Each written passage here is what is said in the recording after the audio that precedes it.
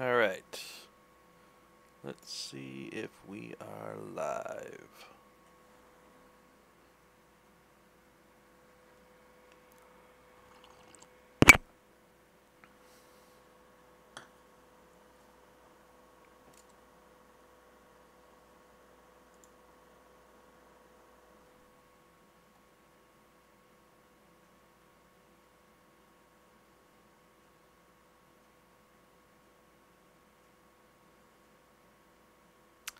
Looks like we are.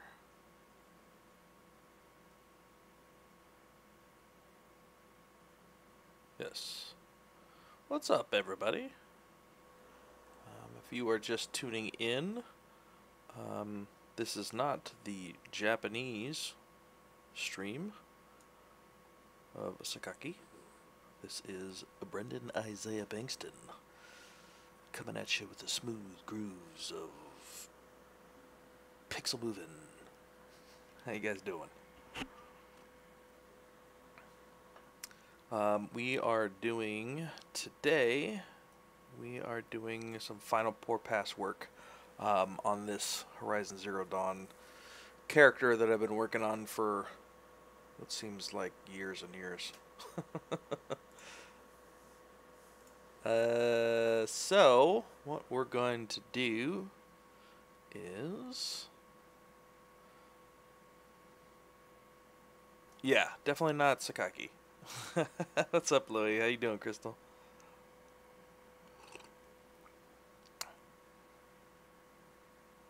Good, good. Things are good. Things are good. Hey, from Iraq. What's up, Jafar? Jafar? No, Hafer. I think that's how you say it. I'm horrible at names, so I'll have to apologize ahead of time.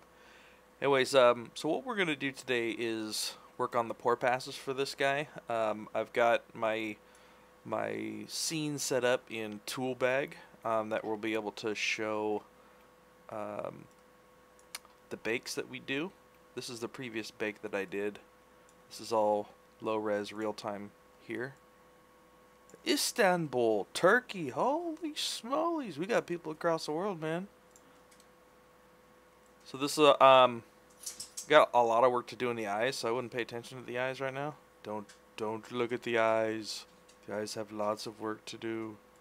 But this will give you kind of an idea of what we're looking at getting to. So I'm going to show you how I got to this point. I'm also going to give you the XYZ, the texturing XYZ workflow that I followed to get here using the Z-Unwrap, or Z-Wrap. Yes, that's what we're going to do today.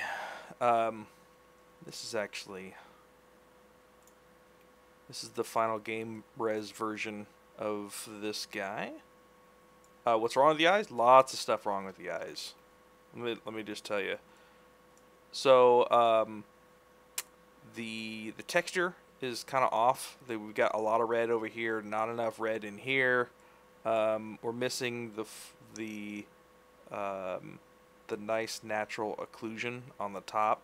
He doesn't have any eyelashes, and then this actually needs a ton of work up here. So and then the actual eye texture needs a lot of work too. So there's like, this dark line tends to not be that thin. So I want to work on this part of the actual eye texture as well too. So, and then there's like, all this needs to be way more red and darker. So there's a ton. I mean, even if you just look at it, you're like, there's something wrong, right? So what I've learned is that if you have the gut instinct of something's wrong with it, then something's wrong, and you should fix it. And a lot of the times, you don't necessarily know what's wrong until you actually get some real reference. So if we look at Galifianakis, there's tons, right? So like, we're missing this little highlight on the bottom, we're missing some highlight in here, You see this nice occlusion that we've got up here? And then the redness in here, the redness in there. This value and this color in here is way... It's actually a lot darker than what you would think a natural white would be for an eye. It's actually really fairly dark. And there's lots of... I'm not going to go over the actual texturing XYZ workflow. I will link that to in the chat for you guys for that. If you just look up texturing XYZ killer workflow, I think is what it is. Let me see if I can find it for you guys real quick.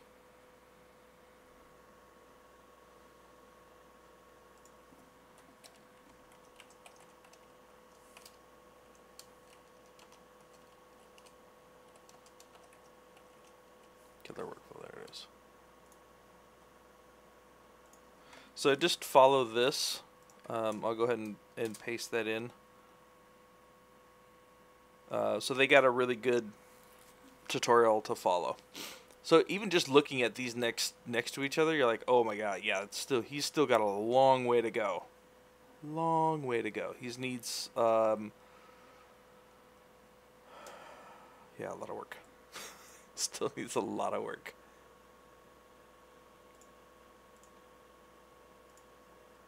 Okay.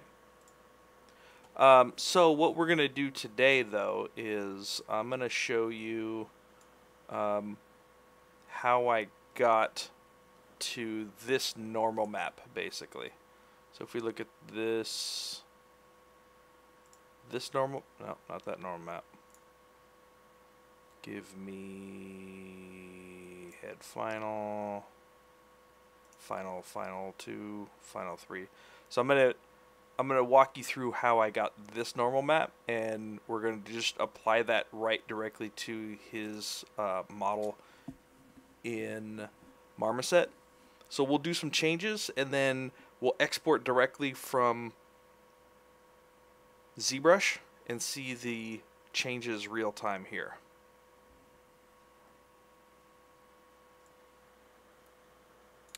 Basically, what the killer workflow from Texture XYZ does is it puts a flat plane with that flat texture, the original texture. You use ZWrap to wrap it around your model, and then you bake from those UVs to your new UVs. And then what happens is you get this, which is based on my UVs. Yeah, this is the displacement. So these are my UVs. And then I take this and I bring this into ZBrush. So I'll bring that actual displacement map directly into the displacement map here. Does that make sense?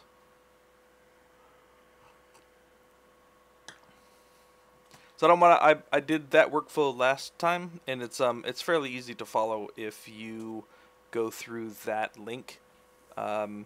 What I'm going to do today is what happens after you do that workflow, right? What are some of the things that you need to do post just taking the displacement map and putting it on your final model.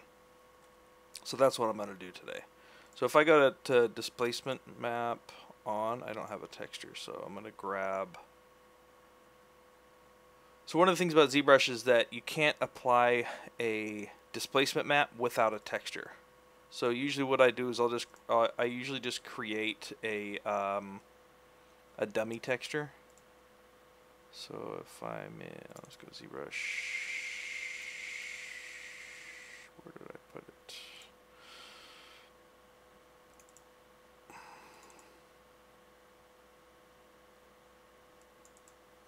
Just a blank background. So this is just a mid-gray blank background that I use. So let's grab this guy. Of course it's not the TIFF. Grab the PSD. There we go. So it's just a blank mid-gray value. What's up, Quantum? How you doing, man? So then now that the texture's on, I can actually turn on this displacement. So they're in that, you know what, let me just open up the original. Let's see if I can open up that original packed. Let's do, what's it from here? Oh, let me find it real quick. Things are great, man. Things are great. They're great. They're fine. They're good.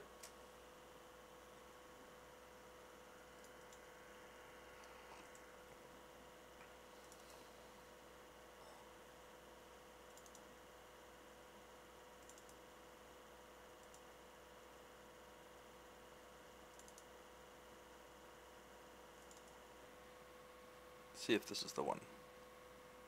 Yes. Okay.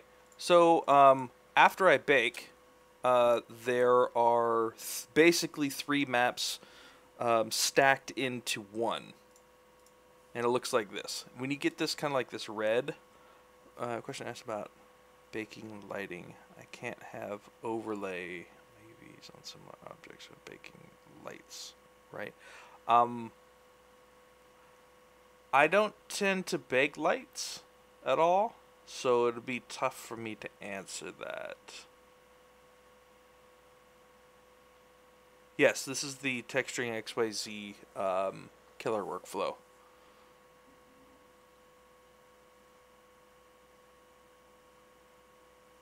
Yeah, so so basically we wrapped the flat plane around my head, this head, and then transferred those textures in, I actually use Mudbox, but you could use XNormal, from those UVs to my UVs.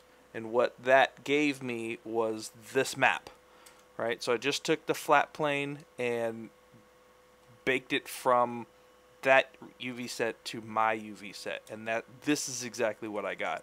So what this is a packed version of 3 different maps. So if you look at just the red, this is the height map.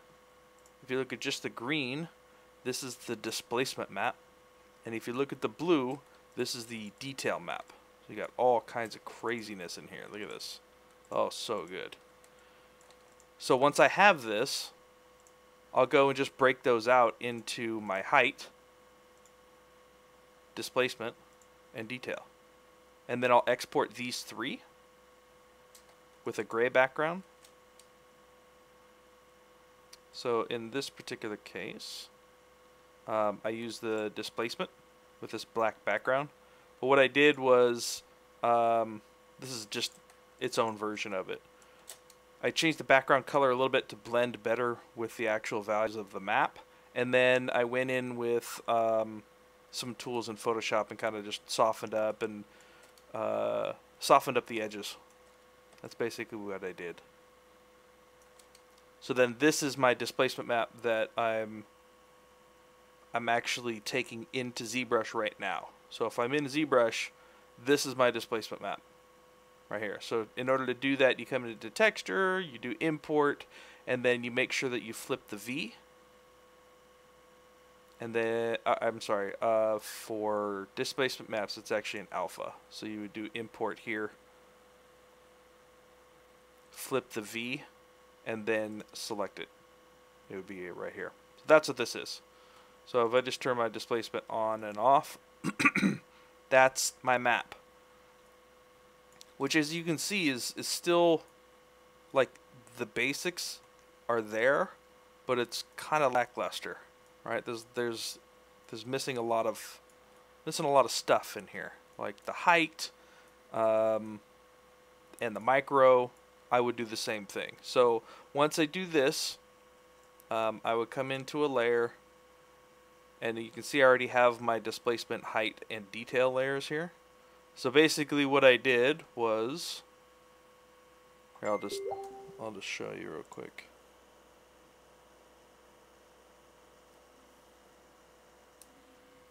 So I just add a new layer.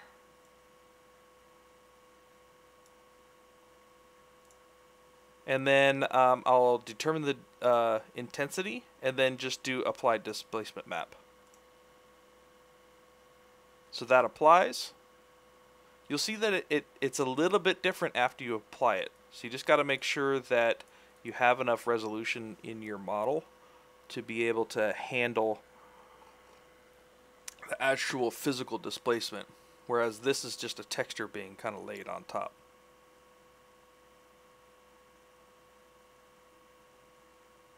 So if I were to make the question is, if I were to make this face for a game asset, where would those three maps you broke then, where would they go shader wise?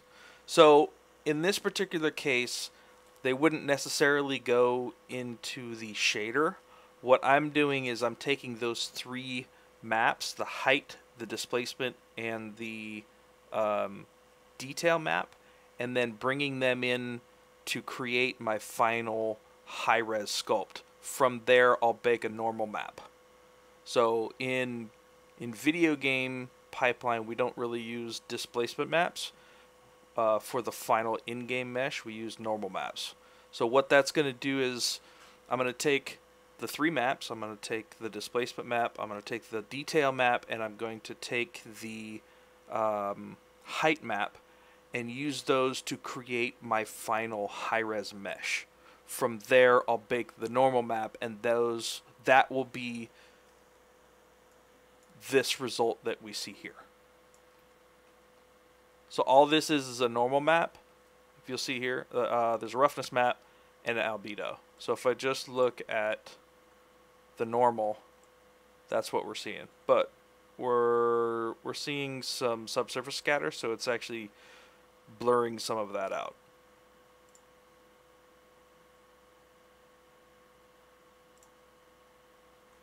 So when you combine it with your texture map and stuff, then we start getting these types of results. God, those eyes are just killing me. I'm just going to put those off screen. Oh yeah, that's no problem. That's what I'm here. Spread the knowledge. So I'm going to show you how I did it then. Alright. Not Geo. We're going to go back. I'm just going to turn this one off then. Actually, I'm just going to delete this. So, this is... Let's turn off eyebrow fix. No, let's turn that back on. Okay. I'm actually working on a course right now that goes through head sculpt and this kind of like final high-res in-game mesh. So taking it from gathering reference, sculpting primary forms, sculpting secondary forms, texturing XYZ, final high-res sculpting details, and baking, and setting up your final textures in Marmoset, and then kind of basically that whole workflow. That I'm actually working on that right now.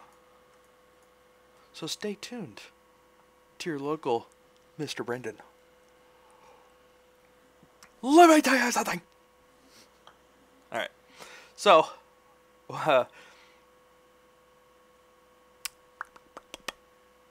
another little trick that I use. Sven, what's up, buddy? My mesh creates seams in mesh and breaks the mesh when I apply displacement. You just have to make sure that your UVs are correct in between what you have on the model and what your displacement map is on, if that makes sense. Okay.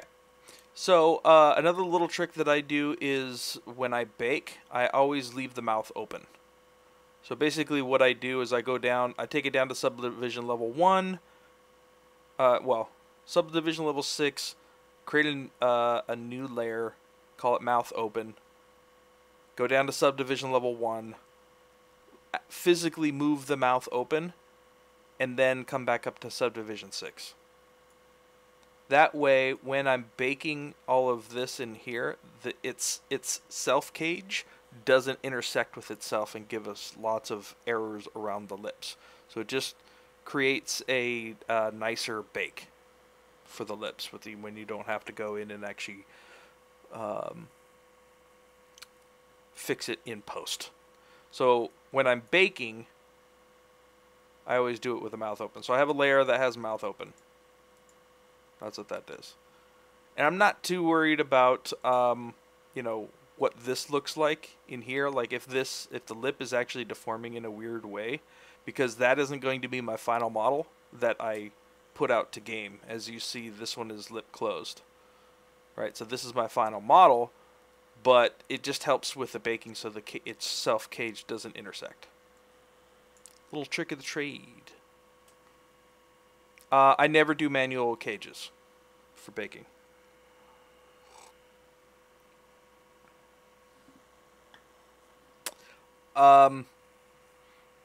It's Me asks, at what point do you stop doing your high poly in Dynamesh and sculpting mode and create one with correct topology and subdivision levels like yours now? I will do that fairly early. As soon as I'm done with the overall facial structure and the personality of the face, I will grab my base head that I have good UVs on and reproject it to that. As for the eyes, Daniel asked for the eyes, do you leave them open or closed? I usually just leave them open. So, alright. I think that's most of the layers. Always confuse me. The only sculpting you do in the highest subdivision gets recorded, right? Nope. Triangle. Everything gets recorded. So the beauty of this is if I go down to subdivision level 4 and do some edits and then come back up, what that's doing is it's not affecting your high-res details, it's only affecting your large scale, right? So like if I have, so let's create a new layer. Alright, so this is a new layer. Let's say I come down to subdivision level 3, and this is the beauty of subdivision levels. You're like, oh man, you know what, that nose, I really need to, I need to fix the nose. So like, maybe I'll just come in here and bring the nose back in a little bit.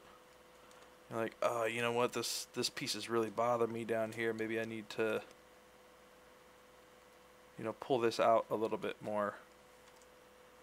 All right, now when I come back up here, all those details would stay the same. So if I look at my height is fine, right? But that only affected at subdivision level 4. See what I'm saying? So that's what's awesome about being able to have multiple subdivision layers, is that you can go down and work on the primary forms or the secondary forms and then come back up to subdivision level 6, and all of your fine details are still there.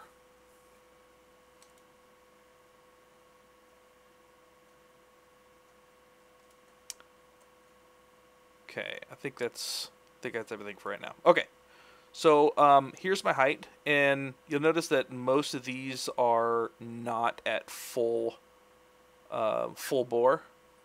So I'll show you. So here's my height at full bore. Like, yeah, that's, might be a little bit much. And especially as you start adding the detail, it very quickly gets out of hands. Right? And then that's not even the displacement. Now the displacement comes in at 100%. And you're like, okay, yeah, that's not going to work. So when you apply them in your displacement map, I usually will do about a 0.002 or 0.003. That way, in my layers, I can play with the opacity however I want here.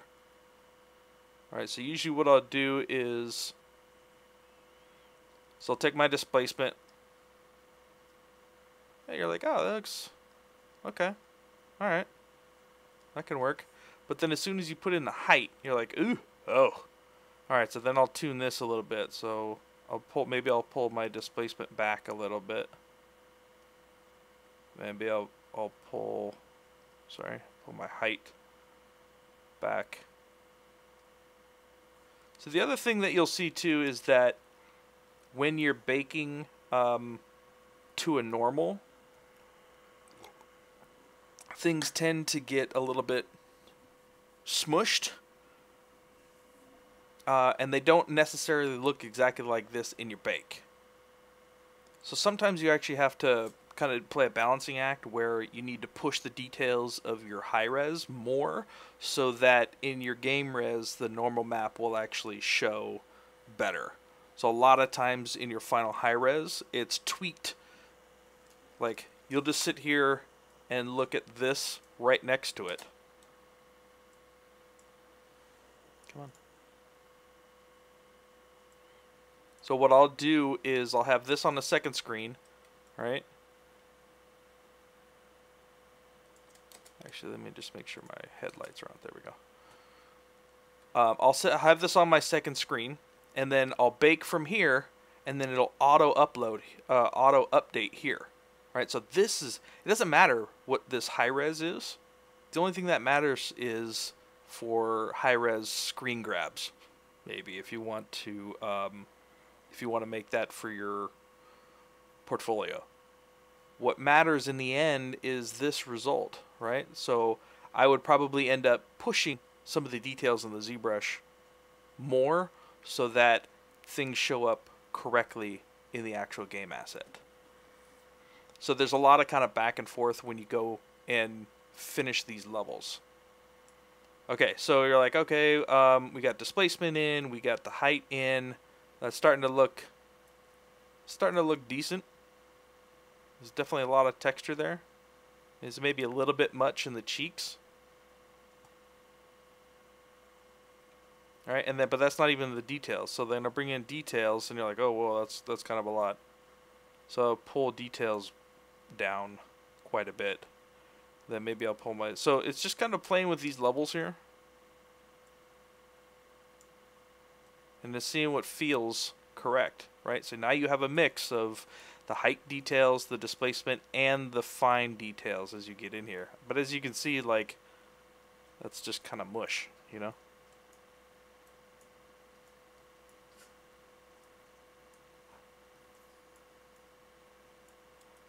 And then you can go in and you can use morph targets, which are awesome. So you can morph certain parts in or out. So let's say, let's just grab this guy. Let's delete him. Let's create a new layer real quick. Let's say like I need to go in and fix this. You're like, oh crap, how are you going to fix that? How do you import height detail maps in layers? Just went over this, but if you bring the grayscale height map into your displacement, you have to have some kind of texture. But if you bring it in to import it into displacement, what's up, pre-drag? And then you turn that on with a intensity, and then you do apply displacement map. And if you have a layer active, it will bake that into your layer. So that's what I did for displacement, height, and detail. So let's turn this back off. I don't need my texture map on. Sometimes the texture map is actually pretty good. If you don't want to have your texture map on, I usually will take this down to kind of a mid-gray so I can see some nice tones and nice values in there without the actual light bleaching out a lot of this stuff.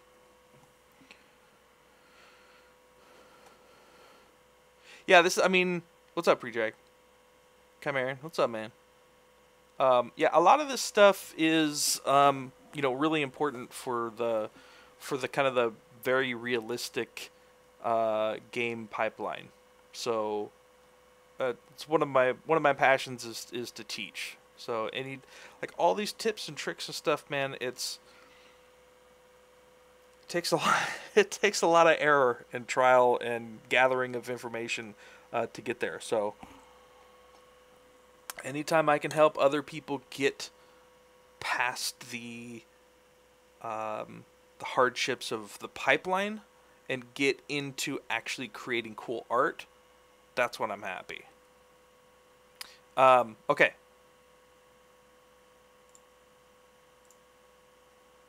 So I'm gonna put this to, let's say 0.6 for that one. I think the height was 0.45. Detail, I think, was 0.45. I'm going to put my height back up, because the height is really nice because it adds some nice dimension to the skin.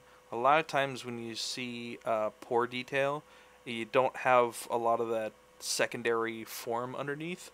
So the height actually becomes very subtly important to be able to add a lot of nice believability to your final bake.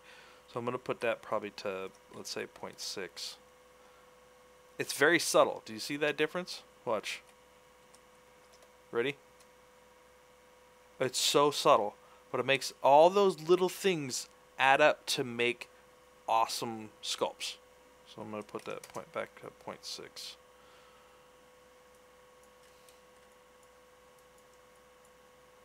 Alright, how are we looking? Okay, so then I needed to go in and fix this stuff, right?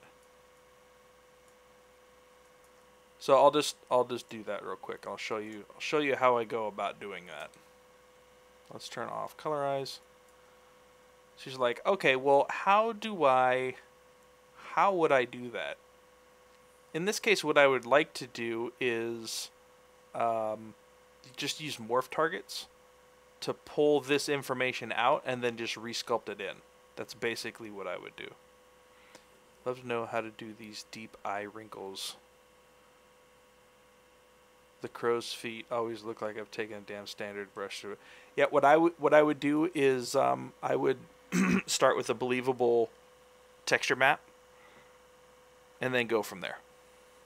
And I'm going to show you later in the stream is I'm going to go through, now that I've got some of this here to start informing me, I'm going to go in and sculpt a lot of this stuff out more and bolster the actual displacement map more. So I'm going to use the displacement map to drive the decisions I make for pulling more wrinkles out. So they're going to play in concert together instead of kind of fighting against each other. So what I would do to fix this, I'm going to go and I'm going to say, well, let's turn this guy off. Let's turn him off. And it looks like it's pretty much in every single one of them. So what I'm going to do is I'm going to come down here where there's nothing, and then I'm going to store a morph target. Alright, and then I'm going to bring all this back on. And then hit record on this guy. Let's turn off colorize. And then what I'm going to do is BMO for morph brush, and I'm just going to pull this out a bit.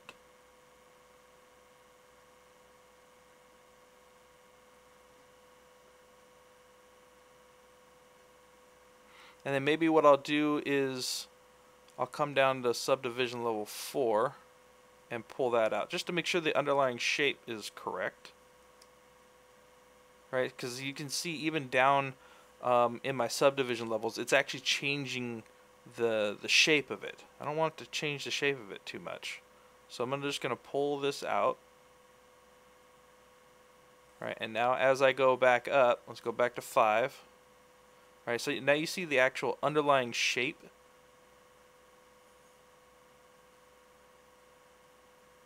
Is being fixed. And then I'll just go back in and add some noise to that.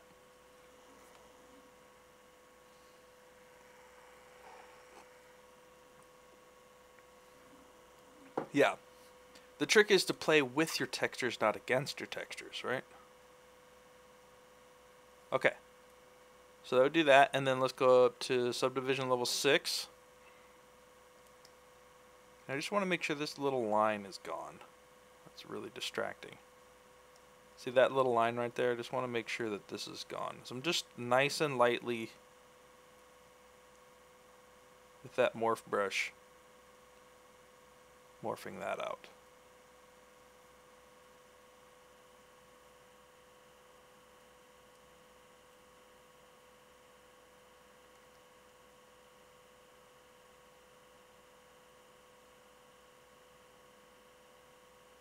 If you're new to ZBrush, just keep going. That's pretty much the best advice I can give. Just take it little chunks by little chunks at a time, and just keep going. The stuff that I'm doing is pretty advanced, so don't get frustrated too quickly, because if you're able to wrangle ZBrush in a good way, you can get ridiculously amazing results. So just stick with it. So okay, so now I have this texture around it still, right? So now I got to think of a good creative way to fill in that texture with whatever's around it. So in this particular case, usually what I'll do is I'll use the Displace brush, and I'll use the spray, and I'll use this alpha, the Alpha 40. And then I'll just come in here and just really lightly do add subtract, or Z add and Z subtract. So I'll just switch between the two, and I'm just going to try to match some of the texture around it.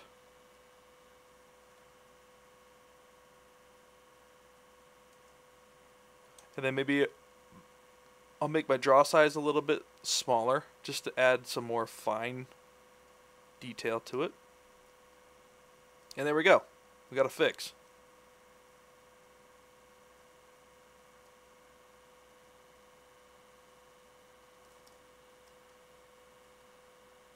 Alright, you see a little bit of kind of like these subtle shapes happening here. Yeah, I gotta work on his nose more.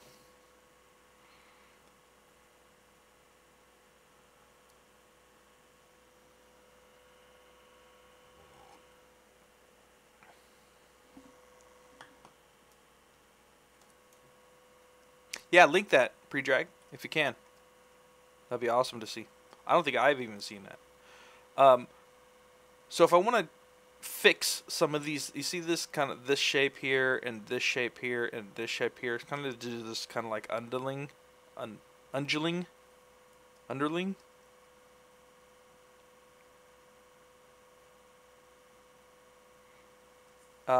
would do the same thing. So let's go to... No, let's go... Actually, my morph target is the same. So what I can do is let's go down to 2. And then let's go back to BMO for morph target. And if I do this... This is actually going to get the underlying shape back to what the actual shape was. So when I put some kind of displacement map, it's actually going to pull or push the actual underlying shape based on what the grayscale is in your map. Does that make sense? Yeah, there you go. I think I've actually seen this one. Let's see.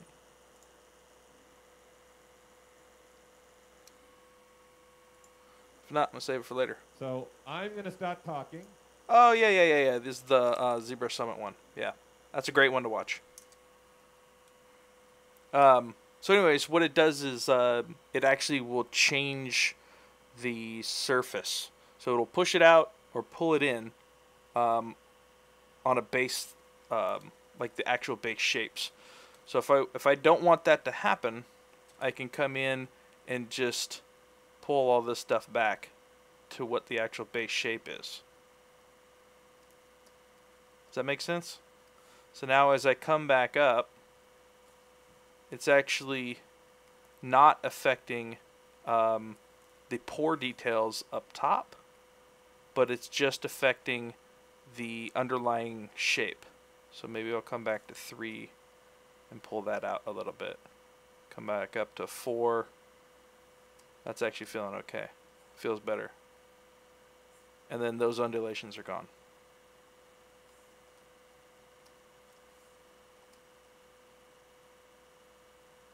So those are some of the fixes that I would do.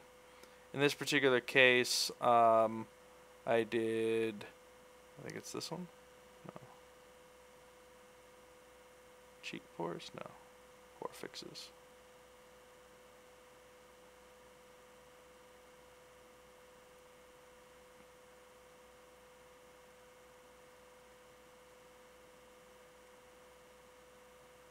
Oh, I actually like mine better. I like my new one better. See, I tried to fix it there. Actually, it looks better on this one. So you see what the displacement maps do. It's super subtle, but if you apply a displacement map to your whole face and everything shifts out a bit, you can't really tell. But if you go back in and do the lower subdiv morph targets, you can see the differences. Look at what happened to the nose. So you just got to be really careful when you're applying your displacement maps in here, because it can actually change the underlying shape. I mean, I don't mind the nose that big, but just being aware of what it's actually doing underneath is really important. Because if you got an art director and he or she's coming by and says, yeah, the base shape looks really good, okay, you can now do a pour pass, and if you do this pour pass and you don't know it, but your displacement maps are changing the underlying structure just ever so slightly, it's going to look different.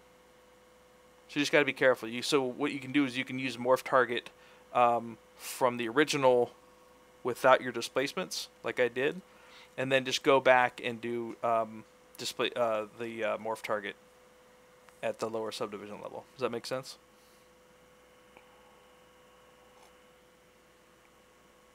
Yeah, there's tons of stuff, Chimeran. Lots of stuff. How long have I been working at Zbrush? I'd say probably about 5 years now. Okay, so then when I baked this, right? So let's do a quick bake. All right. So how do you bake this out? You just come down to normal map and do create normal map. Right. So you're like, oh, let's create a normal map. You actually have to switch to the lowest subdivision level in order to do it. Now, quick note. If I go down to my lowest subdivision level, you'll see it's actually really, really low. That's actually not my game res. My game res is actually subdivision level 2.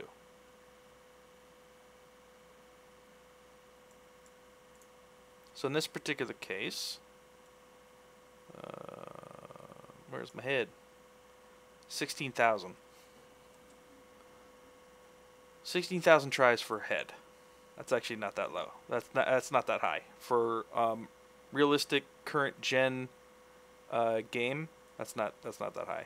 Probably about 20,000 is probably upper limit, because that's including a lot of the actual neck and everything too. So that's my actual game res. So just in order to get that out, you would just come to subdivision level 2 and then just do export. If you want to OBJ, or if you go into Z plugin and do FBX import export, you can export as a FBX. Yeah, millions and millions. So if you're looking at the highest subdivision level, this guy's like 4.2 million. So in order to get this type of detail, you need tons and tons of polys. All right. So in order to create the subdivision level, I mean the UV map in Zbrush, you actually need to go all the way down to subdivision level 1. Doesn't matter what it is, but it's okay because it's just creating the actual normal map. So I'll just come down here, do create normal map, and then there's my normal map. So a little trick that you need to do is you need to hit clone normal map. And what that will do is that will take it out of the normal map and put it into your texture palette. So we'll do clone normal map. Now we come in here and say, oh, okay, there it is. But because ZBrush flips everything in the V, when you export this, you want to flip the V back. So now if you look at this, now it's normal. Get it? Normal. So then that's what I would export, and then that's what I use here. See that? Boom.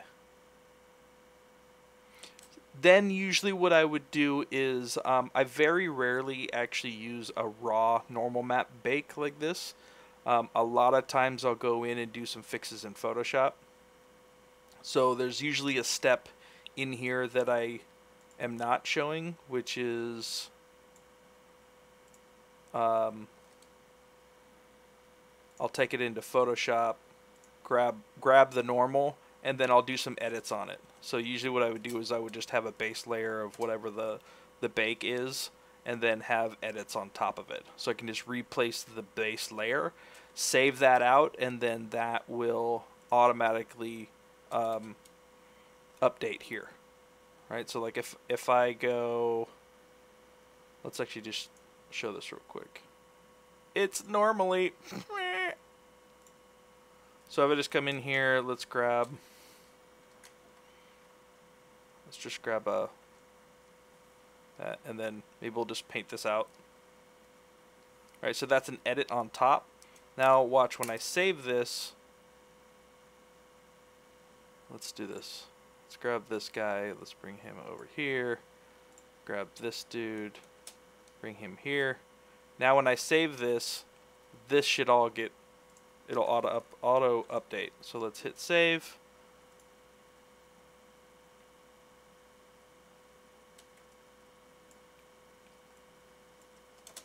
For effect, let's just turn that off, let's turn that off, and then let's turn those off. And I'm going to have to change. Okay, in order to really see that, I'd have to turn off my subsurface scatter. Don't want to do that. I don't really want to do that.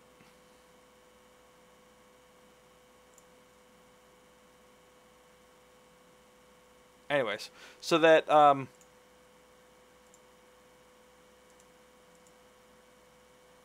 yeah, my roughness map will actually show that too.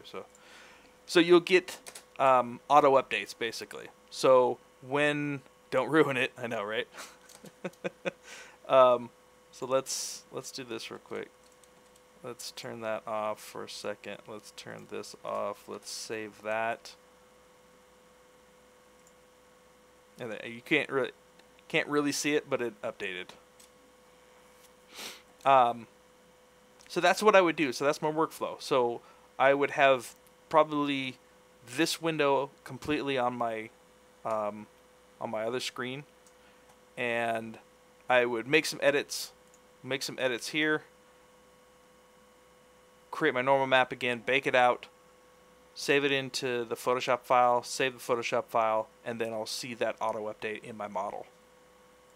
So it's a couple little steps, but it's very, very quick process for getting the results that you want.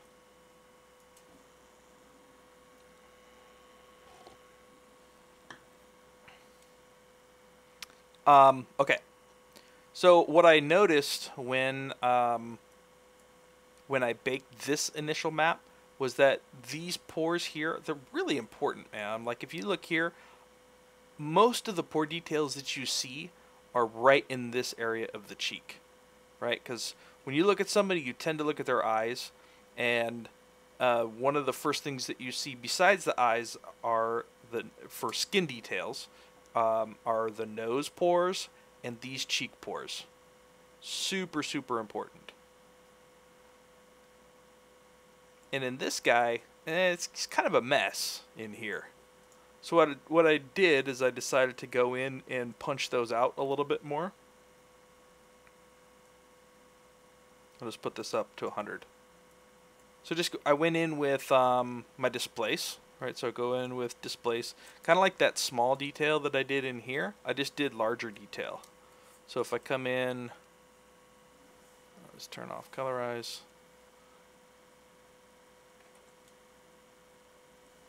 Turn off colorize, thank you.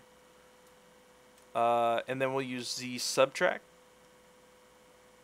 right? And this just did a very quick pass with the displace with spray on that, which one is this? Alpha 40. So just come in, just really quick, just add a couple of these.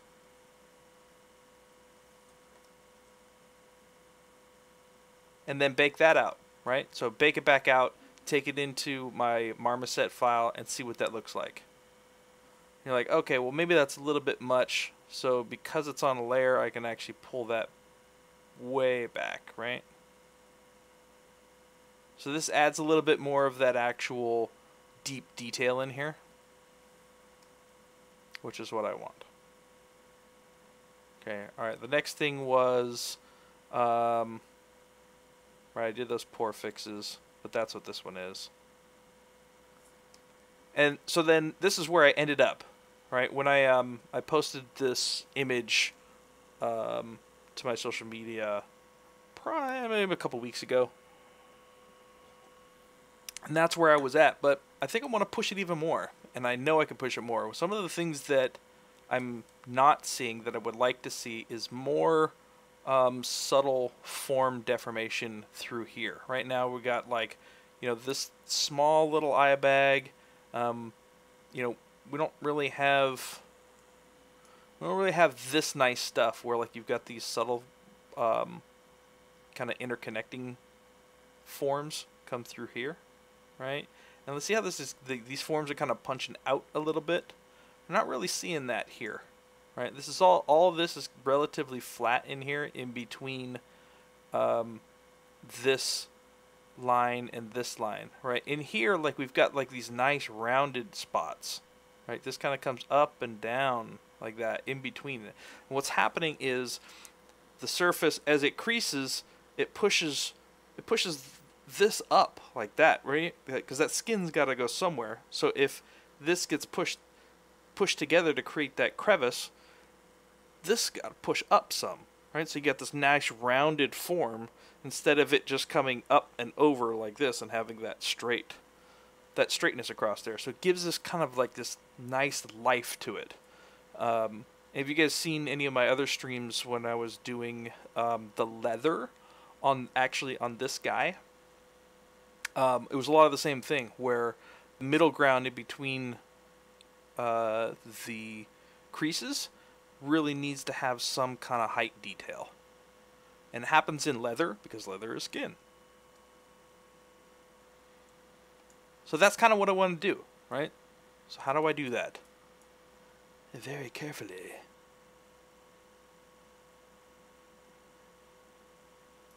So this, I'll give you a little preview of what I did before, just on some of my personal practice for this guy. So you see that? See the difference between, we're looking right in here. So this is what it was, and this is what I want it to go to. You see how it's just a little bit more life to it? This is kind of like, okay, the info's there. But this, you're like, oh... Now the surface is actually starting to come to life and have a little bit more oomph to it. It's very subtle, but really, really important. And that's what this is missing. So what I would do is let's just create a new layer here. And we'll call this oomph. Got to add some oomph to it. Alright, so usually I'll just use the inflate tool for this. It's just very easy. And I want to affect the form underneath the pore details. So my first try is to go down to, say, maybe subdivision level 5. Did I turn the other layer off? Yes, I did. Okay. Oomph. It's pH. The pH is silent. So then, so my initial idea is to go down to subdivision level 5 to see if I can just pull some of this stuff out. So what I'm going to do is I'm just going to kind of lightly just come through with the inflate brush and hit some of these middle spots to get the actual surfaces without really changing much of the pore detail underneath. So what I want to do is I want this to kind of come up through here, so that when I go back up to the subdivision level 5, it's really pulling those things out, right? Very subtly, and it's not affecting the actual pore details.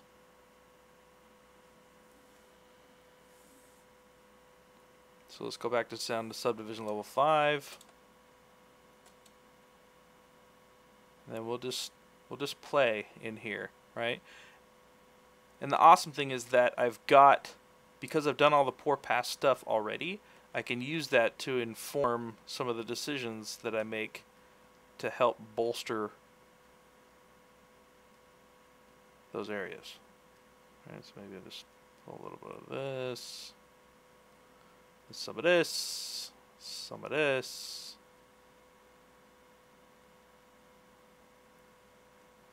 And then maybe I'll use this opportunity to kind of pull out some of these shapes a little bit more and emphasize some of the shapes in here. You know, and if maybe I want to create more of an eye bag, so maybe I'll come actually down to subdivision level 4 and pull this eye bag out a little bit. You know, maybe make that a little bit more puff dizzle. Then let's go back up to subdivision level. Alright, so that is super subtle, but you can see this now has a little bit more. Alright, look at the difference.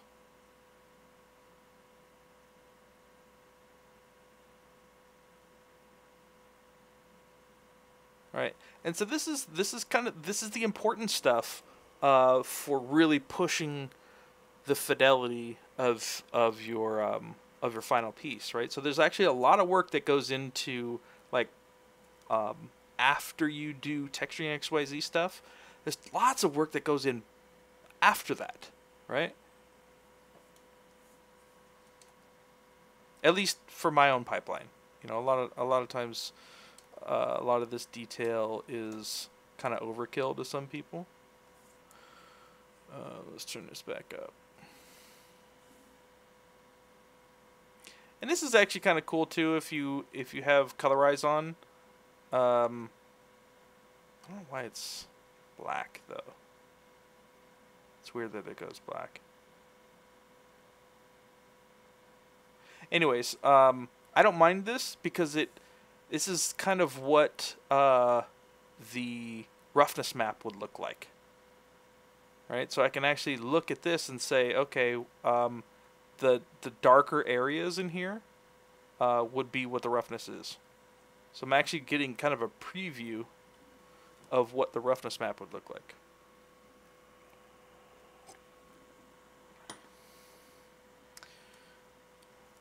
Come on, baby. Save. I'm hoping I'm getting to all the questions. If you guys have questions that I didn't get a chance to answer, definitely feel free to repost them.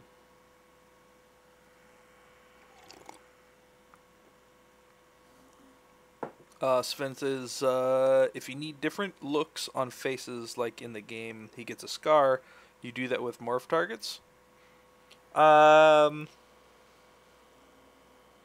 You could. I would just go in and sculpt that stuff into a layer.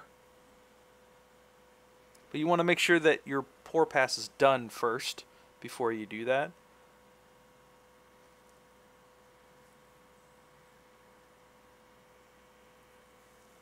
Come on, meow. Let's go, Zbrush. There we go. Alright. Let's go back into preferences to just make sure. Okay, this is all up. Let's turn that back off. Come on. Don't crash on me, you bastard. Thank you.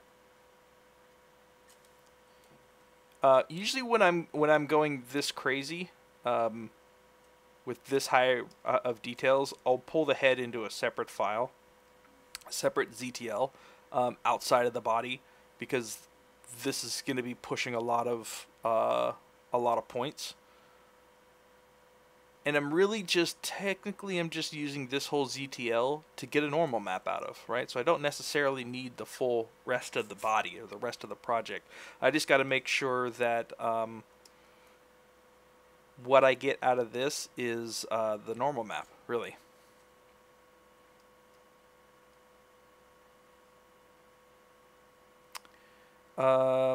Lewis asked, if you have multiple tools being used, how can you switch from tool to work on each object? So let's say you just I just alt click. So if I alt click on this guy, then it'll switch to that. You see it'll switch to this guy in the subtool. Just alt click on whatever you want, and that'll switch. How do you usually bake out such details as scar or more muscular version for game? Would you simply bake out different versions of the complete normal map? Yes, that's exactly what I would do. So I would probably create just a layer. So let's take the facial scar into it. I would just create that on a layer, and then bake that out as a separate normal map. That's easy. If you want to do like a skinnier version of the body, and then a more muscular version of the body, I would just dupe the whole subtool and create a more muscular version. It would have the same exact polys, same UVs, so you could do an actual morph target between them, like in Maya or something. Okay, so let's do this side now.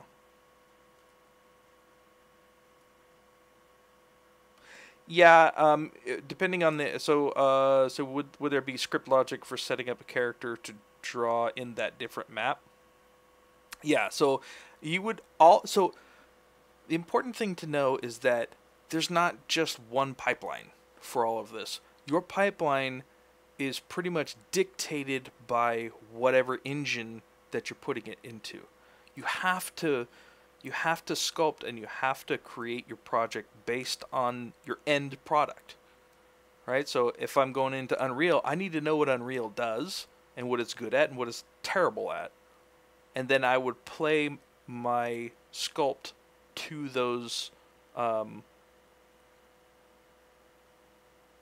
and minuses, basically, right? Or if you're going into Marmoset, or if you are working at a studio that has its own texturing system or its own engine, that's what you play to, right? So you're like, oh, maybe I'll have a blood transfusion map plug-in.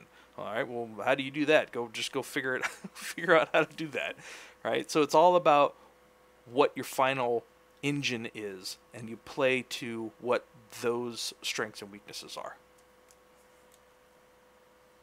Especially for like the final maps and stuff. So like if you're trying to do like some scarage or trying to do some kind of game design changes, definitely consult your tech artists and see what the best way to implement some of that stuff is. If you're just doing Marmoset, figure out what Marmoset can do. Marmoset can do amazing things.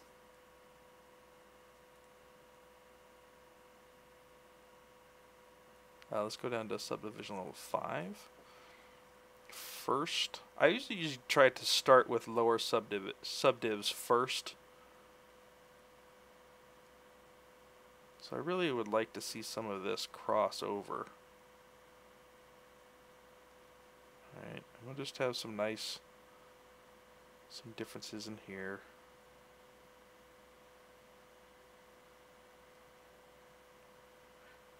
And if you look at older skin too, you know, depending on the race as well, you know, older, in this particular case, older Caucasian slash Pacific Islander. You know, see what how that skin looks as old, right? So it's race is actually really important when it comes down to the characteristics of skin and skeletal structure and facial structures. They're all very different. And then how the skin ages in those races as well is really important. Let's push this in a little bit.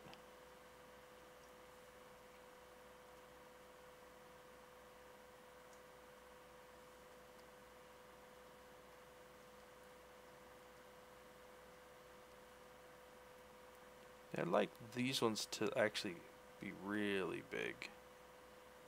Maybe I'll come out here.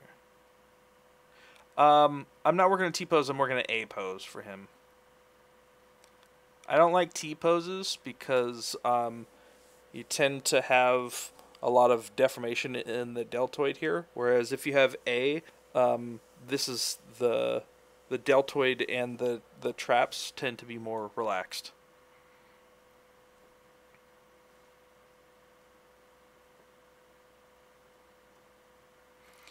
But yeah, you can actually see his pose here. In this particular case, I'd probably have his arms down more, but I initially started this guy from a body scan, just so I didn't have to do all of the base body creation. And this was just the position of that body scan. So it's symmetrical, but his arms are a little bit forward. And that's okay, honestly, because a lot of the times, you know, your arms aren't like this, right? If your arms are out like this, the folds here would be different. Can you see my arm? I think it's off camera. The folds here would be different, right? Whereas if you had it bent slightly, all the muscles are a little bit more relaxed, and you have this nice chance to get some nice folds in the elbow. So that's another reason why having a decent natural bend to the elbow works pretty good. This guy's way too high res at the moment. I think he's like over 100,000. But you'll see this is the low res. Yeah, A-pose is still good for production. In production, all my professional work, I use A-pose all the time. So this is all fairly low res. Fairly high res for what it's worth.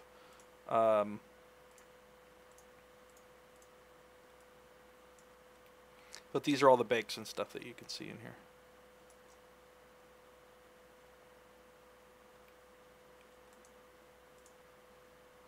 Okay. Let's continue. Holy cow. Time flies, man.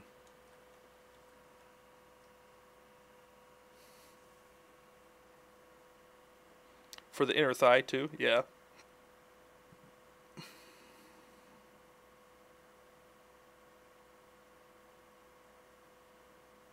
Yeah, it's weird too. Like if you see something, if you see a model in an A pose, it's really like unnatural. So it's tough. It's tough to get a feel of what the character is gonna be like if he's just kind of T-posed out. You're like, it's so unnatural. Whereas if you have A pose with some slight bend to it, it actually feels like he's just kind of, you know, just standing there like normal. So you actually get a better feel for what the character is in your art direction.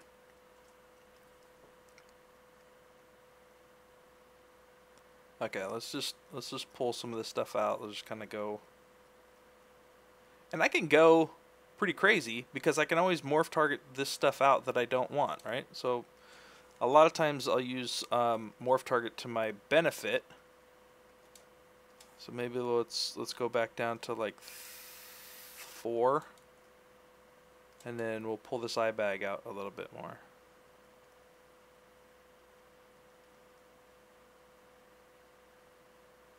Maybe we'll even go down to 3 here. Look at the eye bags together.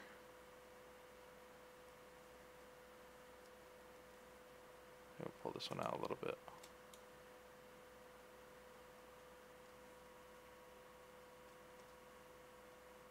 Baggy pants and T-pose equals sad times.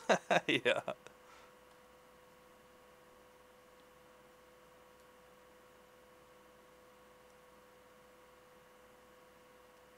All these details are on different layers. If that's what you're asking, Race.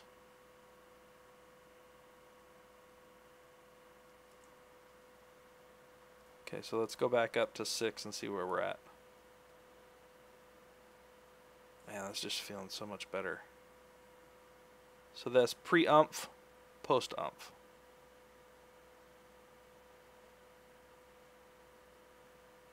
And what I can do is, let's say I want to pull some of that out. Like, this is kind of a little bit weird in here. Well, it's easy. So you just come back, you turn that off, you delete the previous morph target, store a new one, which is this, right? And then you come back into this, hit record, go back to BMO, which is my morph brush. Let's turn the texture off. And then I can just pull that back. There you go. Easy peasy.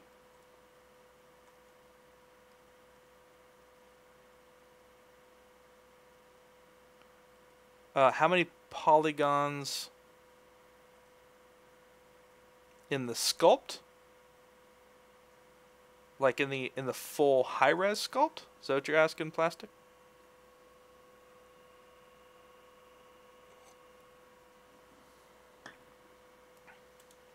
I would push for a 4K map for the normal map. And then maybe 2K for all the other maps like that. Well, maybe 4K for the normal for sure. And I would push for 4K in the diffuse, because a lot of your supporting detail will end up getting used in the diffuse map. But as for like the roughness map, all the, transfusion, all this other stuff, I'd say 2K or less.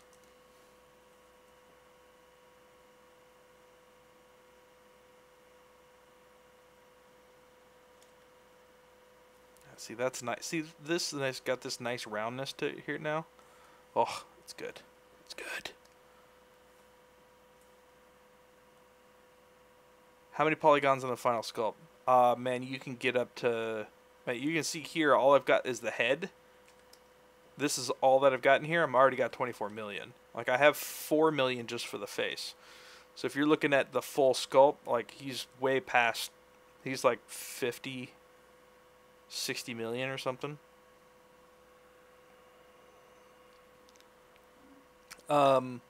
Is it specular plus roughness or only roughness? If you're using rough, it would be only rough. But if you're using spec gloss, it would be spec and gloss. So it's either there's 2 camps. There's metal rough and then there's spec gloss. But yeah, like Predrag says, it completely depends on the shader. Personally, I love metal roughness way better than spec gloss. Because most of my stuff is, latest gen BPR renderings, right? If I'm going for realistic, I want BPR.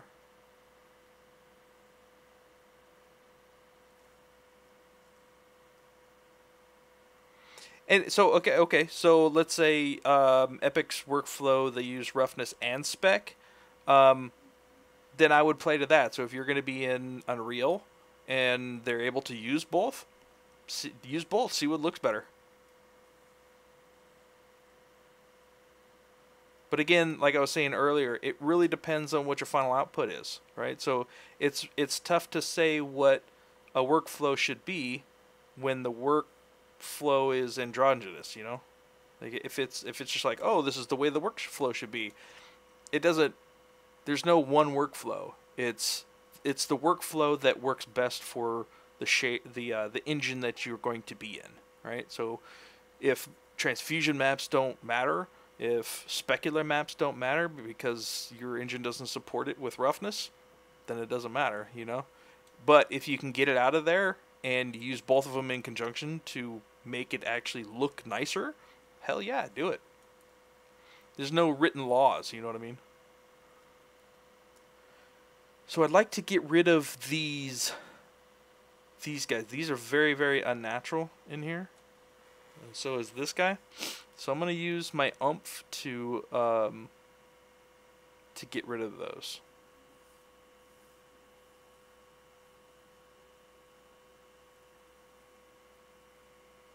Yeah, so that's another thing Predrag says is, you know, if you're looking to do characters in Unreal, go look at their Paragon characters, right? Like, they're the experts for Unreal. So what they're doing in some of their workflow is like, it doesn't get any more specialized than Epic's characters in Paragon. Right? They may have moved on to new methods from that, but that's a really, really good start. So take one of their characters, open it up, see what they're doing, look at their maps, and be like, oh, okay, they're doing this, or they're doing this. Okay, well, how did they get to this particular map? Oh, they probably did this and this and this. Well, why are they using a transfusion map? Or why are they using roughness and spec? What happens if you turn the spec off? Oh, that's cool. So the spec actually does this and this and this on top of the roughness map. I didn't know that. Awesome. Maybe I'll try to do that with my guy. All right, so... yeah, I always blame Kyle. Yeah. It's because our Japanese friend streamed last night, and because I start at 6 a.m. on a Saturday, this time they didn't get a chance to change the title. It's because they don't love me. I'm just kidding. These guys are awesome. All right, so let's try to get this stuff out of here, right? So let's say you have some things from your displacement or your detail or your height map that maybe weren't in the right place when you bake them. All right, so this is the opportunity to go in and fix that stuff. So what I would do is I would use morph targets to begin with. So I would turn off my displacement, my height, and my detail. Let's turn off cheek pores, and let's turn this. Let's turn eyebrow fix off. The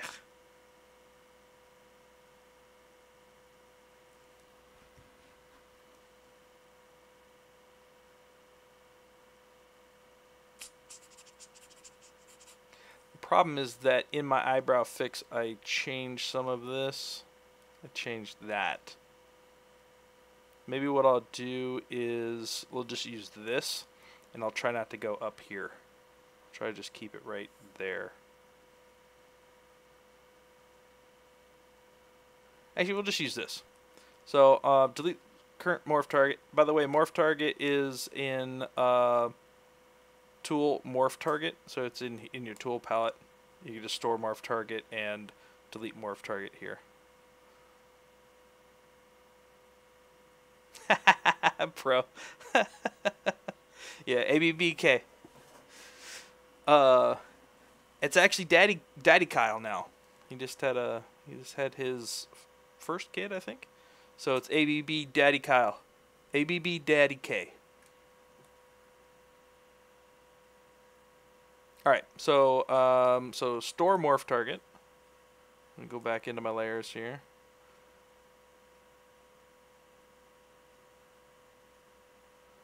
SKB for it, yeah.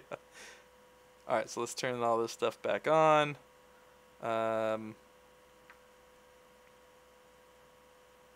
Okay, so now that I come in here, let's turn colorize back off. Oh, no, wait. I want to be in umph. That's what I want to be in.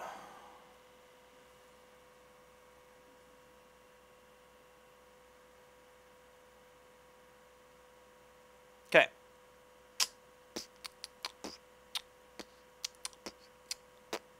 So I'm going to go down in subdivision levels first. So I want to see if there's any underlying structures that I need to change. No, maybe this one. Maybe we could just pull.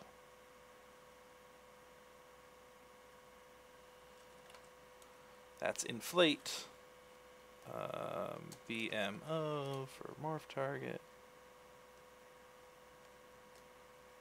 And then I'll just pull some of this out. And then I'll just step up in my subdivisions.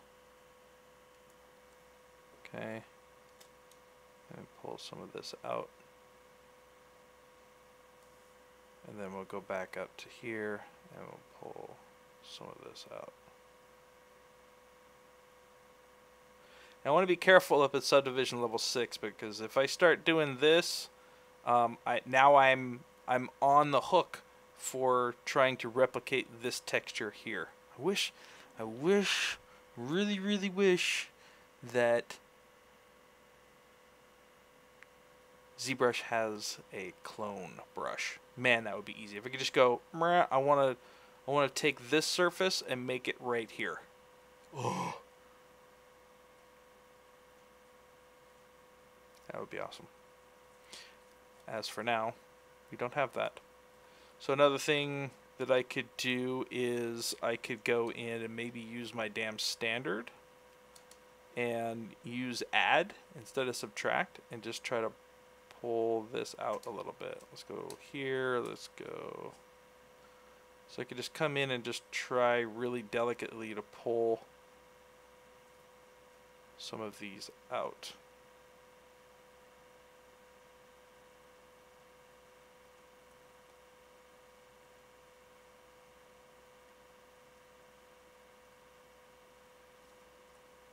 Here we go.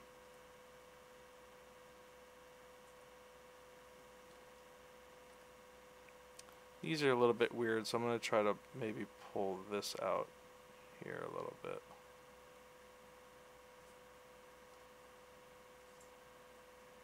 So I'm using add and subtract, right? So I'm subtracting, I'm adding to the valley, adding to the valley here and subtracting from the ridge. So I'm kind of just doing this little back and forth, adding to the valley, subtracting from the ridge.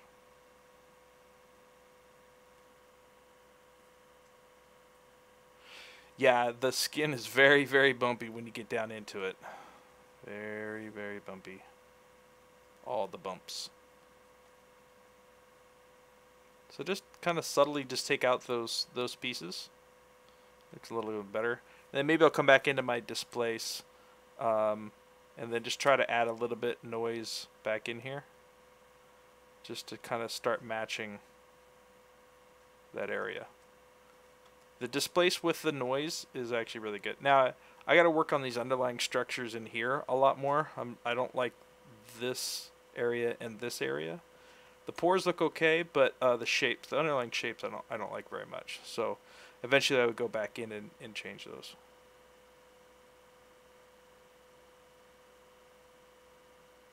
All right, so let's see what UMP looks like before and after. So that's before, that's after. Before, after.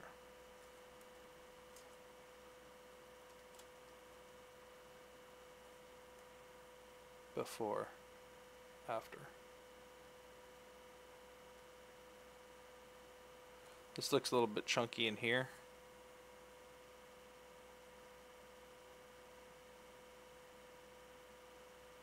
And you also got to remember that these little changes may look good in this sculpt, in this in the high-res sculpt, but it's not about what it looks here. It's about what it looks like in your final mesh, right? So like, let's say if you're at 100% here and you know it's not showing up in your bake very well, we'll just duplicate it. Just duplicate the layer and push it even further, and then take your duplicated one. And then turn that down a little bit.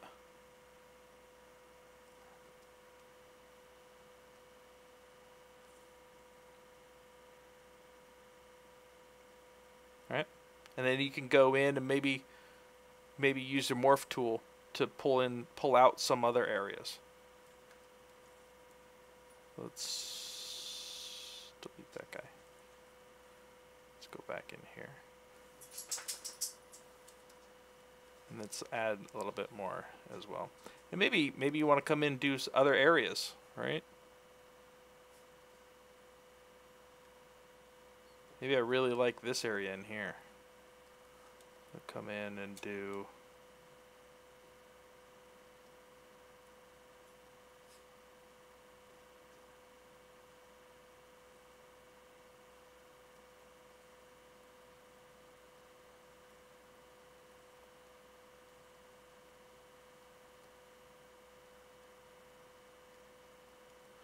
And you would probably you'd have to do some work on blending all of this, right? So I would need to come down and spend some time, pulling this information down into here and filling all of this stuff in. But the majority of the stuff feels pretty good. Did you exaggerate the pores for some reason? Yes. So it's not necessarily about what you see here, it's about what you see in the final normal bake. Yeah, maybe we're going to need to do some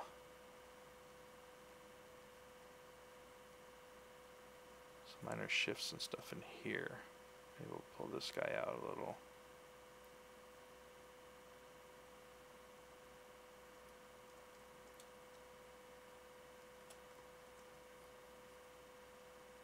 Maybe we'd like to make these a little bit bigger. Maybe what I'll do is I'll turn my intensity up a little bit more.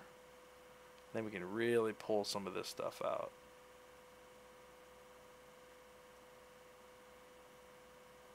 And if you don't like this stuff, you could just turn the layer off, store a new morph target, turn it back on, and then morph it back out. It's the beauty of layers and morph targets. Use it all the time. Todos los tiempos. I think that's how you say it.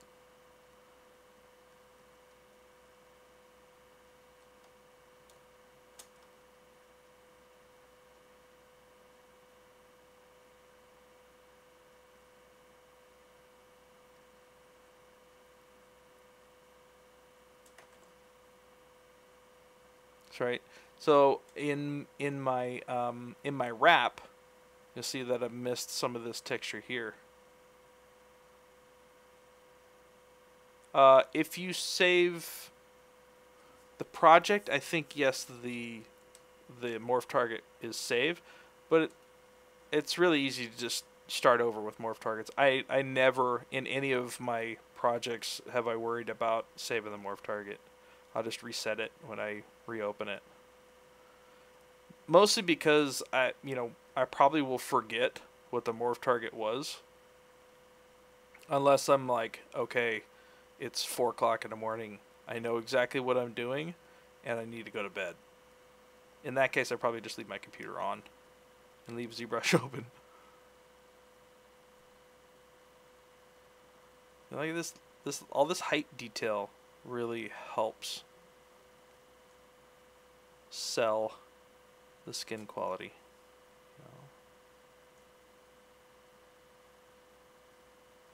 That inflate brush is really, really great for all of this.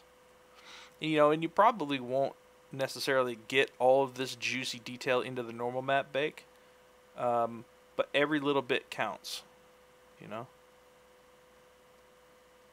I'm not going to do the baking during this stream because I'm streaming. I don't want it to kill my computer at that point, so just going to smooth some of this stuff out.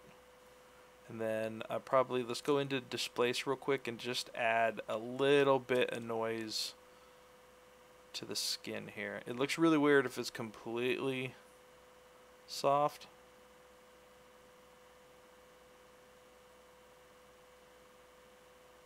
We'll just add just a touch of roughness to it.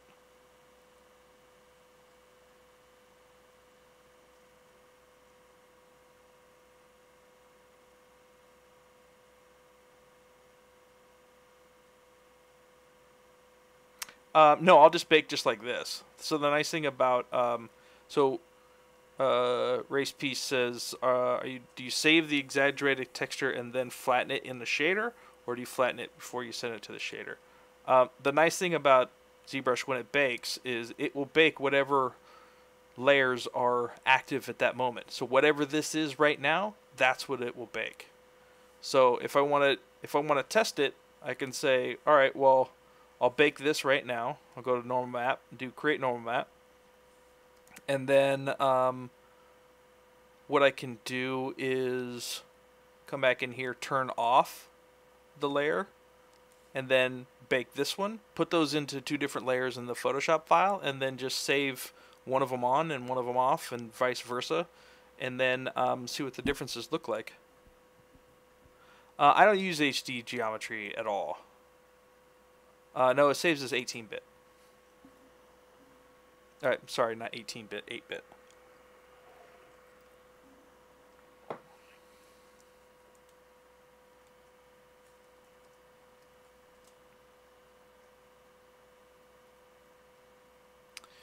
You see, we actually have some, you can see, we've got some of the eyelash details in here. I really want to get rid of those as well. So maybe what I'll do is I'll go down to 4. Yes, go back up to 6. We'll turn this on. Turn off colorize. Let's go down to 5. Okay, my smooth is on 18. We'll just smooth some of this stuff out.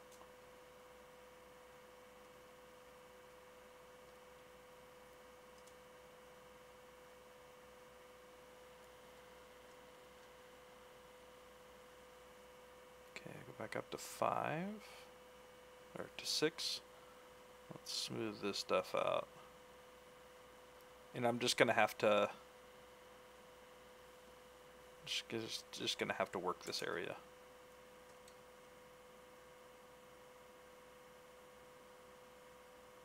How come you set your perspective value to 28, not 50 as the default? Just curious.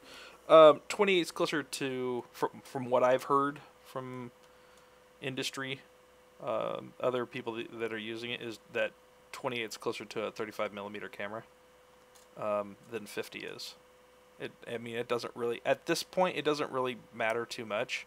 If you're working on poor detail, like the difference between this and this, not much of a difference. But when you're doing larger things, you know, this is much different from this. Right? Yeah. So I just turned to 28. A couple of people were like, "Oh, use 28. It's closest to what 35mm is." I'm like, "Okay, cool, done." And then I move on. So I'm going to go back in and kind of start rebuilding up this texture in here that's not based on what those eyelashes were doing. I'm going to go in and use what the texture that's around it as what is going to inform me on how to create or recreate what the texture would be here. And then again, you'll see I use my displace quite a bit. Anybody use 2?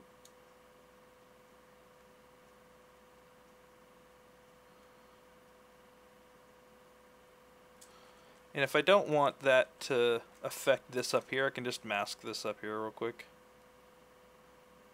You know, maybe I don't want to affect this over here or this down here.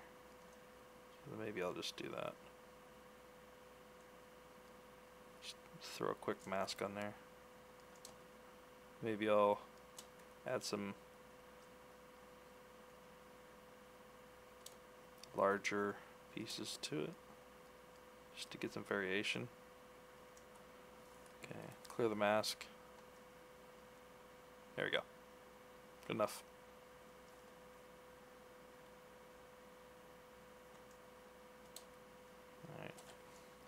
Maybe I want to come down here and start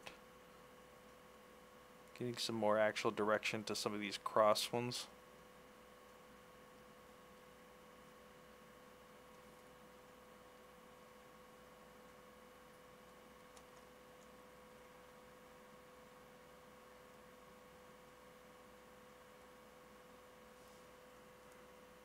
I'll go back down to 5. I really try to pull these out a little bit more.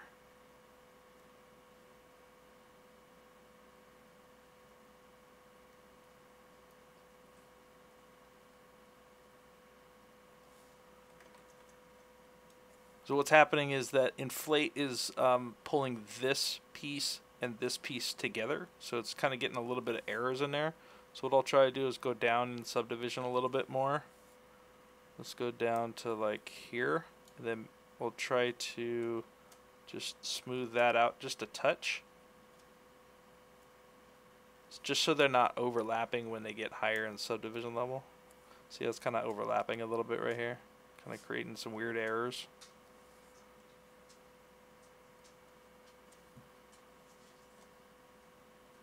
Just hit this real quick with just a little bit of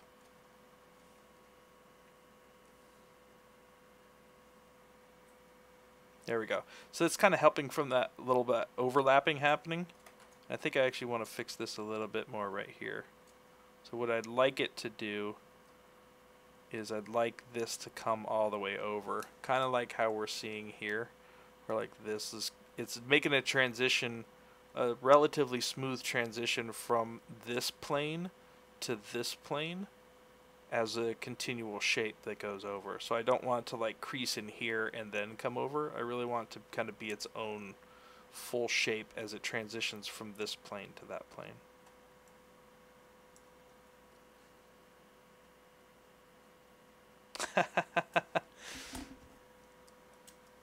Well, good. I'm glad you guys are getting some good stuff. Is this valuable information to you guys? Is it something that strikes the fancy and fills some gaps for you? Let's go back to Inflate. Okay, so maybe I can take this and pull it over now. Right, so this form I can actually pull between this plane here and this plane here. Right? It's kind of what I was...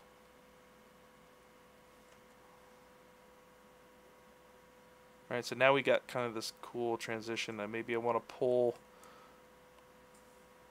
this even more. So maybe we could flatten that guy or smooth that out a little bit just to help with some of those overlapping errors.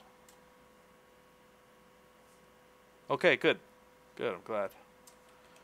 Maybe we can... So at this point when I kind of get in the zone, I'm switching really quickly in between different brushes, so you can always see what brush I'm using up here. So I kind of want to, I don't want this crease in here. I just kind of want to restructure what that crease is doing. I mean, Sakaki.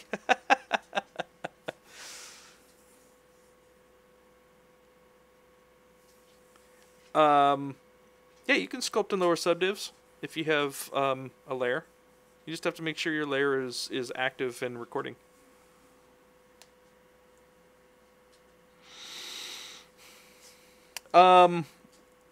Daniel asks, how do you retopo the eye to open and close properly in animation? Sorry, I don't know what's related to you're talking right now. I mean, we're working on the eye and topology and game design, so it's totally fine. What I would do is I would just use probably a layer, and I would set up 2 different morph targets.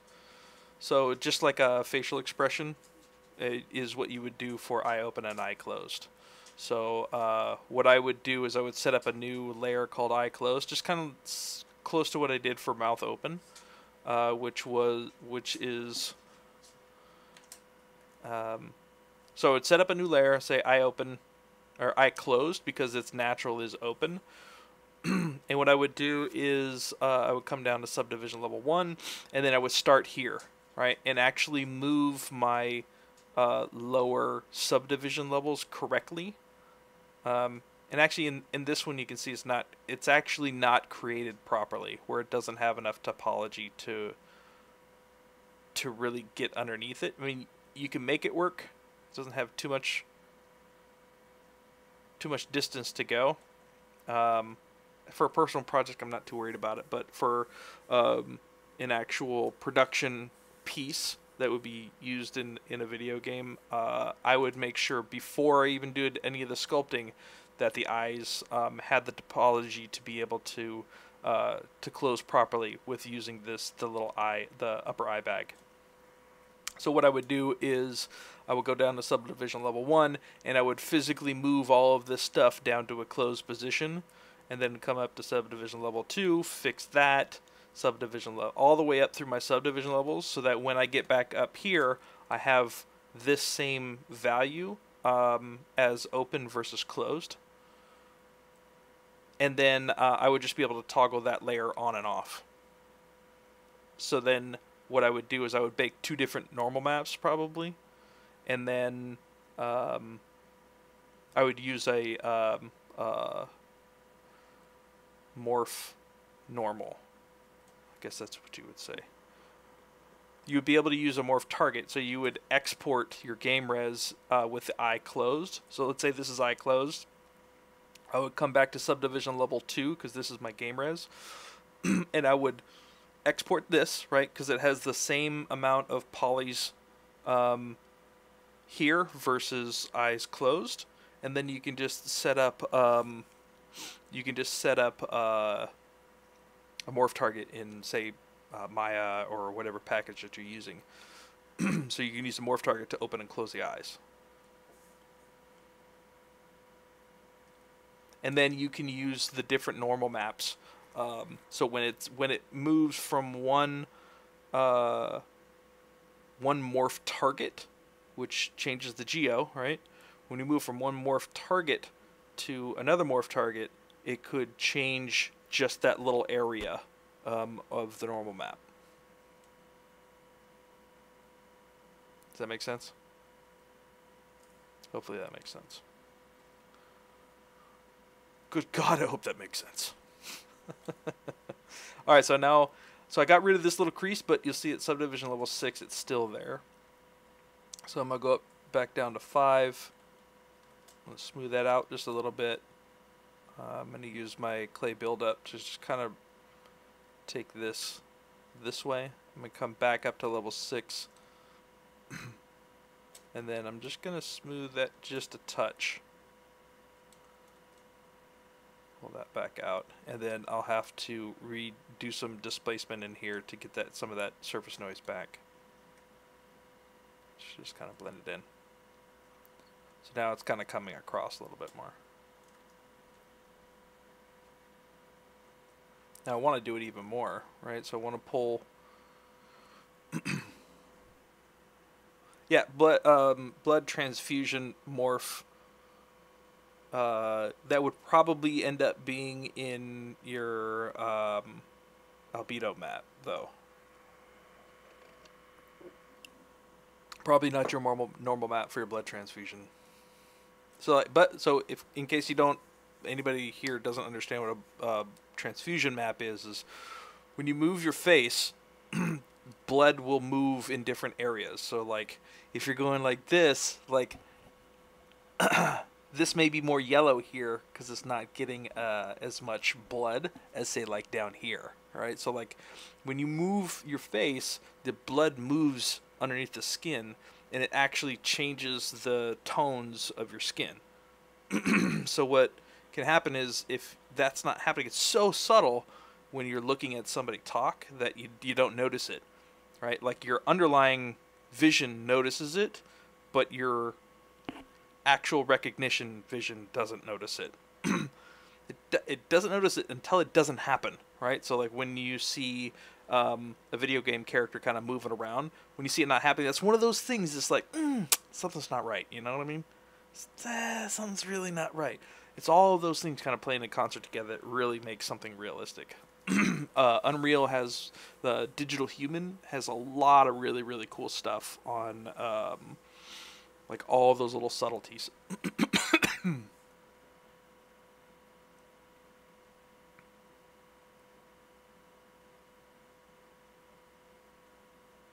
If you look at skin up close, man, it's really got a lot of variation to it, especially in older older men.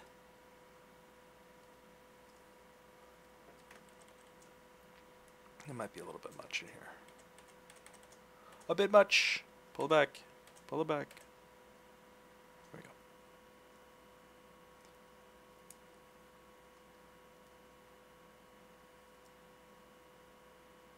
we go. Yeah, when you get into morph maps and stuff, it's a whole nother can of worms, man. Whole nother can of worms. Sometimes what I'll do is I'll just come out here and do just minor variations. And you start getting some really nice subtle things happening. So when the surface is too flat, the underlying surface, like just adding that little bit just adds so much life to it.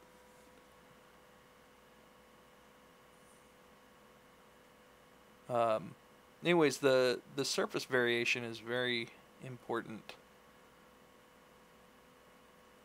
to the believability of what the shape of skin looks like, you know?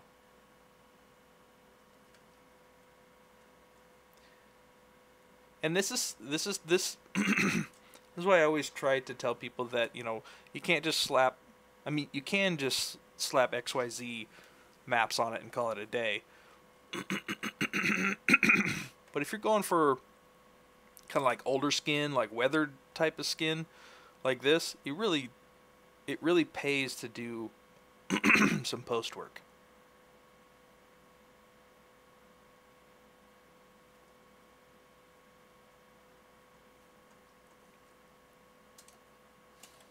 Okay, let's do this in here a little bit.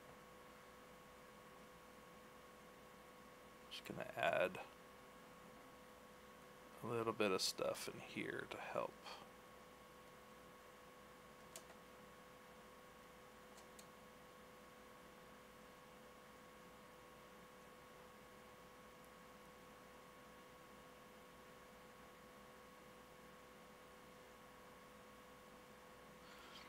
A lot of times, when you get this close to the skin texture tends to kind of cross hatch, like this. We get like these kind of like X's happening. You'll see it in really apparent in like elephant skin. And it's because the skin is going, you know, one way and another way. It's kind of like going in a lot of different directions. So you'll tend to get, you know, if this line means that this form and this form are squashing together, then this line here could be this whole form and this whole form squashing together. So when those happen over time, you tend to get these little X's all over the place. And get these nice little pockets of flesh. Flesh pockets. Flesh pocket.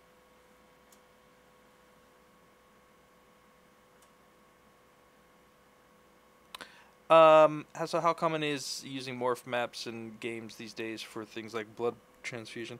What you're gonna see is like, a lot of it happening soon. I think with, what do they call it? They call it normal blending. So it blends from one normal map to another. You can use it in facial expression. You know, where like you kind of like squint your eyes. Those normals are going to be different, right? So like all these details in here are going to be different for different facial positions. So you're going to have those in there. It's already in games. It's already there. What I predict is going to be happening next is you're going to start seeing that more, but in clothing.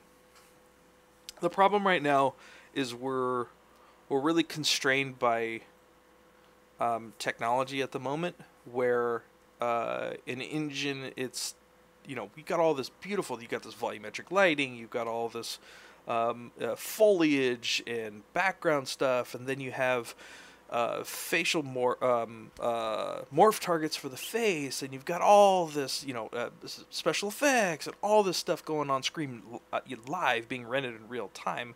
So there's only so much that you can do. I think one of the next big things, especially for characters in next gen, is going to be morph normals for clothes, and that's where we're gonna see where, like, because right now we have to build general folds into clothing, right? And what that general fold says is, for all the positions between here and here, we have to have one normal map, basically, right? But all of us know that once we move a coat, right, all of that changes. If we do this, if we do that, we do this, we do that. Anytime we move our arm, those folds are changing. So what my prediction is very, very soon we're going to see, when we move things in the blending, right? So what does that mean? Okay, so that means that you have probably your arm like this, and then you would sculpt these folds, and then you would have your arm like this, and you would sculpt these folds, right? And then it would just blend. If when your position moves from here to here, it just blends between those normal maps, right? And what's awesome is that we're going to start seeing those folds change. I mean, it's already happening in some places. Did the stream die?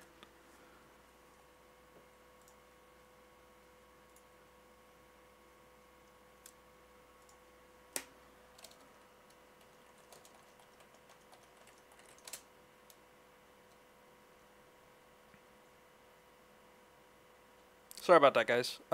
If you can't see the stream, please refresh stream now.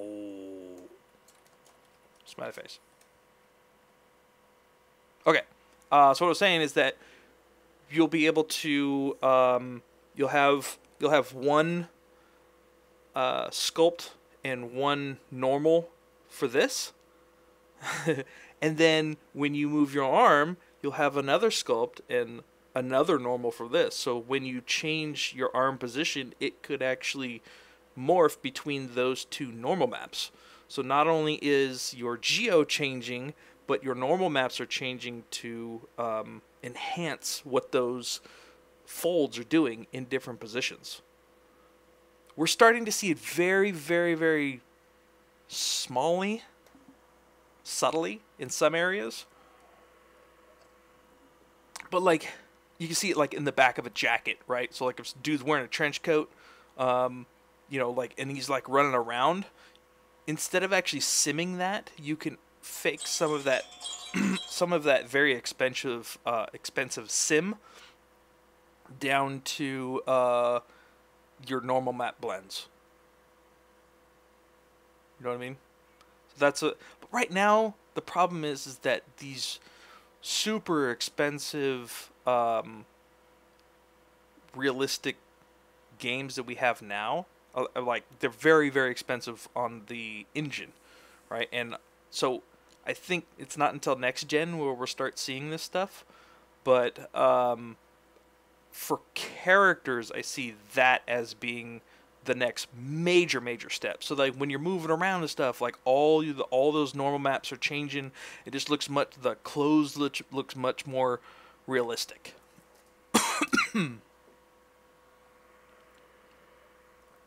All right. Well, we didn't actually do too much today, but we talked.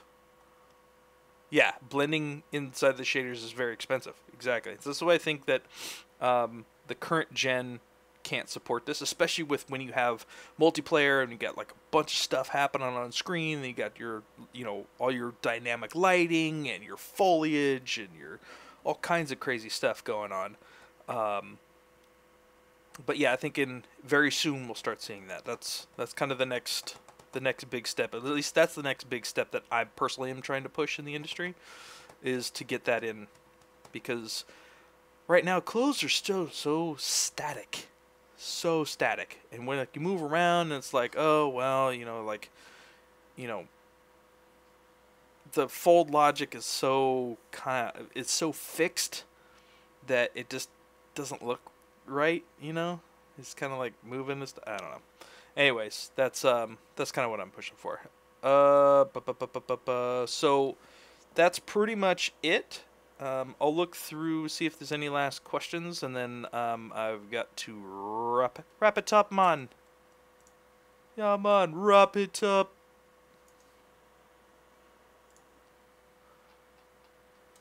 So this is,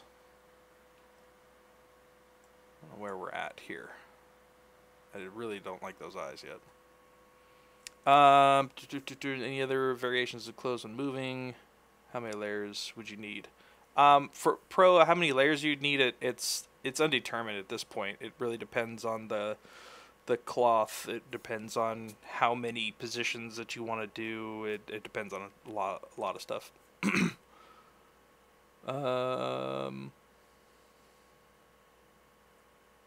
Yeah, in Uncharted 4 they were doing some of that stuff, yes.